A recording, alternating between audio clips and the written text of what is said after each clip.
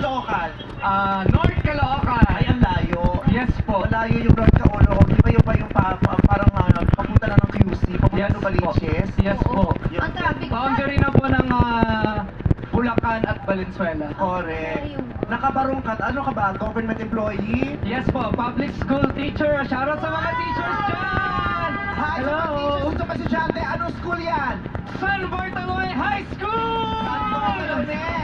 Saan yung San Bartolome? Dito lang po sa may Quezon City po, bandang Novaliches po. Okay. So, gaano ka ka-excited na maglaro today? Palaro, ano ka ba talaga? Mahilig kang sumali sa mga laro-laro? Yes po, since I'm a Muppet teacher po, sobrang talagang gustong-gusto ko po yung mga ganitong klase ng laro po. Aktibo pala si Sir. Yes. Active. Aktibo. Di ba yung mga Muppet teacher? Yes. Yes, yung mga danceries. Anong paborito mong nilalaro? Nagbibingo ka ba? Nagpapatintero ka? Anong bingo? Anong trip mong laro? Actually, yung mga palarong Pinoy na madalas nilalaro din ng mga students ko. Oo. Gaano kahalaga sa'yo ang manalo today? Come again po.